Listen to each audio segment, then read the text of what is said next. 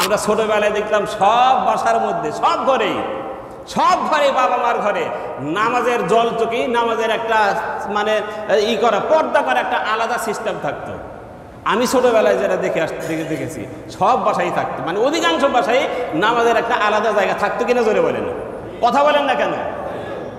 সব বাসায় দেখতাম নামাজের আলাদা স্থান, জলচকি পাতা থাকতো, বেড়া দেওয়া থাকতো, মানে পর্দা করা থাকতো, ওখানে নামাজের স্থান থাকতো। এখন কি আছে সব বাসায়? এখন কমে গেছে, দেখছেন অবস্থা, এখন কমে গেছে। জলচকি নাই, জলচকি চিনেও না এখনকার বললাম, জলচকি কি চিনবেও না।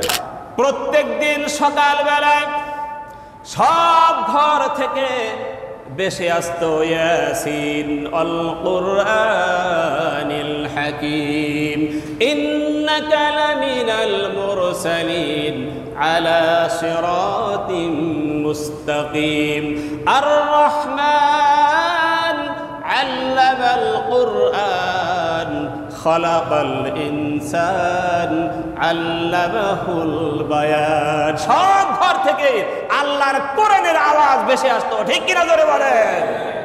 কি সুন্দর পরিবেশ ছিল, কত সুন্দর জান্নাতি পরিবেশ ছিল। এখনকার সেই সিস্টেম আছে? এখন আর সেই সিস্টেম নাই। সকালবেলায় মোবাইলের সাউন্ড, মোবাইলের আওয়াজ, বিভিন্ন আওয়াজ আসতেছে। সুবহানাল্লাহ, আলহামদুলিল্লাহ, লা ইলাহা ইল্লাল্লাহ। যাদের বাসার মধ্যে নামাজ পড়ার সিস্টেম চালু আছে আলহামদুলিল্লাহ, তারা তো ভালো। অনেক বাসা আছে তারা বাসার ভিতরে স্ত্রীও নামাজ পড়ে, সন্তানেরও নামাজ পড়ে, বাড়িওয়ালা নিজেও কি করে? নামাজ পড়ে। আছে না নাই জোরে বলেন? মানে সুন্নত, নফল, তাহাজ্জুদ পড়ে, আছে না নাই জোরে বলেন? আছে না নাই? আলহামদুলিল্লাহ অনেক আছে, অনেক আছে। যেই সমস্ত ভাইদের বাসার মধ্যে নামাজের কোনো সিস্টেম নাই, মাসের ভিতরে এক ওয়াক্ত নামাজ, এক রাকাত নামাজও পড়া হয় না, এমন বাসা অন্তত আমাদের ড্যান্ডাবারে খুঁজে পাওয়া যাবে না। যদি পাওয়া যায়, এরকম যদি থাকে তাদেরকে আমি একটা পরামর্শ দেব, যদি থাকে এরকম যে বাসার মধ্যে কোনো নামাজ টামাজ পড়া হয় না, যাও দুয়ে কত নামাজ পড়ে কোথায়? মসজিদে পড়ে। আর স্ত্রীর তো খবরই নাই, সারাদিন মনে করেন মোবাইল, টিভি এ দাও না, ব্যস্ত, নামাজ পড়ে না। যদি এরকম থাকে তাদেরকে আমি বলি মসজিদে নামাজ পড়বেন, আলহামদুলিল্লাহ ভালো, কিন্তু বাসার মধ্যে আপনাকে নামাজের সিস্টেম চালু করতে হবে। লা তাজআলু বুয়ুতাকুম কুবুরা, তোমাদের ঘরকে তোমরা কবর বানায়ও না, নামাজ কালাম পড়ো। এখন কোন নামাজ বাসায় পড়বেন আমি সংক্ষেপে সিস্টেমটা বলে দিই। যেমন সকালবেলায় একদম সুবে সাদেকের পরে কোন নামাজ পড়তে হয়? ফজরের নামাজ পড়তে হয়। ফজরের নামাজ মনে করেন, ফজরের নামাজ। এই ফজরের নামাজ দিয়ে দিনটা কি শুরু, দিনটা শুরু। ফজরের নামাজ হচ্ছে 4 রাকাত, 2 রাকাত সুন্নত, 2 রাকাত ফরজ। এই ফজরের সুন্নতের দাম কম না বেশি? জোরে বলেন, কম না বেশি? অনেক বেশি, অনেক বেশি ফজরের সুন্নত। যাদের ঘরে নামাজ হয় না তাদেরকে আমি বলতেছি যে আপনি মসজিদে নামাজ পড়েন, বাসায় কোনোদিন নামাজ পড়েন না, অন্তত এই নামাজগুলি আপনি বাসায় পড়বেন। যেমন ফজরের 2 রাকাত সুন্নত নামাজ, আপনি সকালবেলায় মসজিদে আসার আগে ফজরের নামাজটা 2 রাকাত সুন্নত কোথায় পড়বেন? ফজরের সুন্নত দিয়ে, নামাজ দিয়ে আপনার বাসায় নামাজের সিস্টেম সকালবেলায় চালু হয়ে গেল। সুবহানাল্লাহ বলবেন না? এরপরে দুপুরের আর একটা সুন্দর টাইম, এই দুপুরের সময় জোহরের নামাজ। প্রথমে 4 রাকাত সুন্নত নামাজ আছে না নাই? 4 রাকাত সুন্নত আছে। এই 4 রাকাত সুন্নত মসজিদে আসার আগেই আপনি বাসার মধ্যে 4 রাকাত সুন্নত আপনি আদায় করে ফেলেন। সুবহানাল্লাহ বলেন। 4 রাকাত সুন্নত আপনি আদায় করে মসজিদে চলে আসেন, জোহরের নামাজটা আপনি শেষ হয়ে গেল।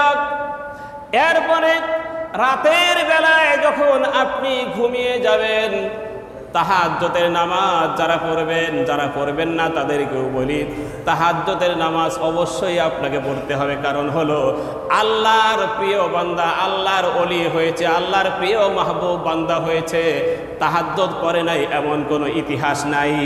সুবহানাল্লাহ বলেন। তাহাজ্জুদ ছাড়া আল্লাহর অতি প্রিয় বান্দা হওয়া সহজ না কঠিন?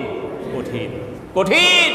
আপনি ফরজ যতই পড়েন, তাহাজ্জুদের নামাজ আপনি পড়বেন, আল্লাহর আপনার অন্তরকে নূরে মুনাওয়ার করে দিবেন। আল্লাহু আকবার বলেন। তাহাজ্জুদের নামাজ পড়তে হবে। আর তাহাজ্জুদ যারা পড়বেন, তো সকালে ফজরের নামাজ আপনি বাসায় পড়লেন সুন্নতটা, জোহরের সুন্নতটা বাসায় পড়লেন, রাতের বেলায় আপনি যখন এশার নামাজ মসজিদে এসে পড়বেন, এশার সুন্নত অতটা জরুরি নয়, সুন্নতে গয়রে মুআক্কাদা। আপনি এশার নামাজ ফরজটা পড়লেন মসজিদে, বাকি থাকলো 2 রাকাত সুন্নত, 2 রাকাত সুন্নত আপনি প্রয়োজনে পড়েন অথবা বাসায় পড়েন, আর বাকি থাকলো 3 রাকাত। কি জোরে বলেন? 3 রাকাত বেতের নামাজ বাকি থাকে।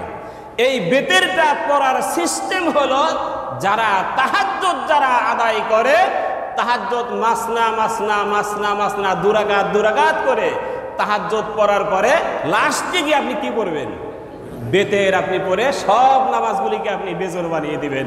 আল্লাহ বলেন, আমি নিজে বেজর, বেজরকে আমি আল্লাহ পছন্দ করি। সুবহানাল্লাহ বলেন।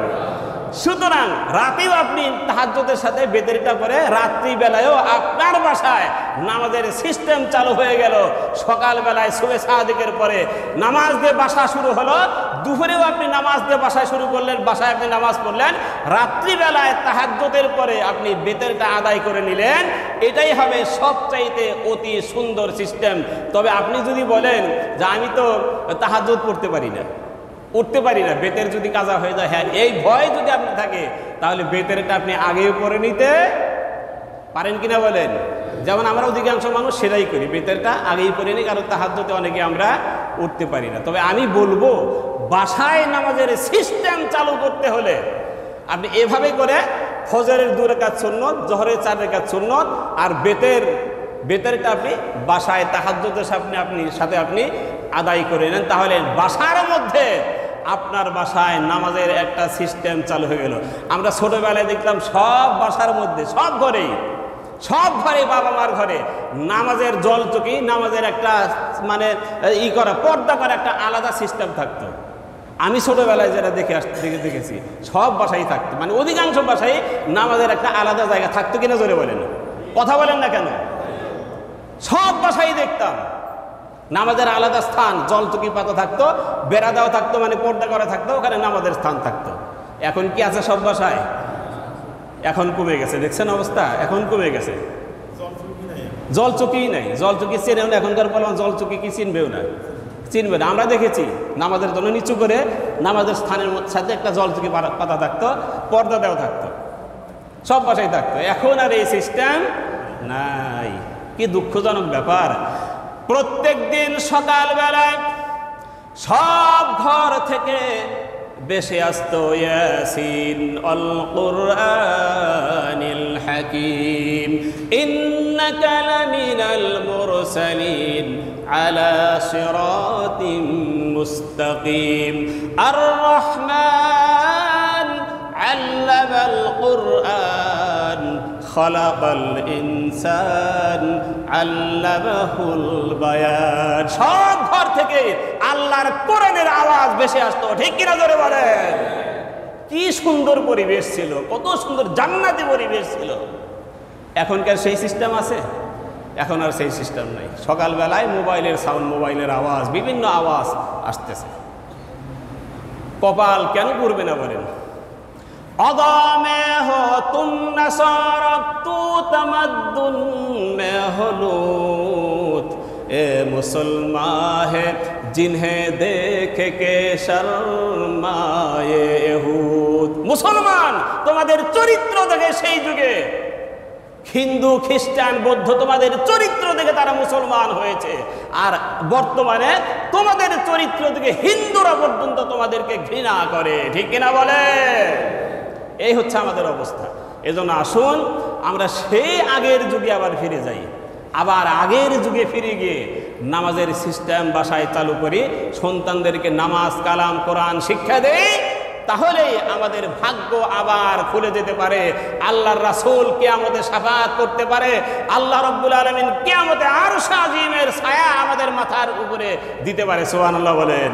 মহান আল্লাহ রাব্বুল আলামিন আমাদের প্রত্যেককে তৌফিক এনায়েত করুন, যাতে করে দ্বীন, ঈমান, নামাজ, কালাম, কোরআন তেলাওয়াত চরিত্রের মাধ্যমে আমাদের জীবনকে, আমাদের সমাজকে আমরা সুন্দর করতে পারি, সুন্দর করে সাজাতে পারি। আর কিয়ামতের কঠিন ময়দানে আল্লাহ রাসূলের সুপারিশ আল্লাহ তাআলা যেন আমাদেরকে নসিব করেন। সকলে বলি আমিন, জোরে বলি আমিন। হাযা মা ইনদি ওয়াল ইলমু ইনদাল্লাহি আলাইহি তাওয়াক্কালতু ওয়া ইলাইহি উনীব। আসসালামু আলাইকুম ওয়া রাহমাতুল্লাহি ওয়া বারাকাতুহু।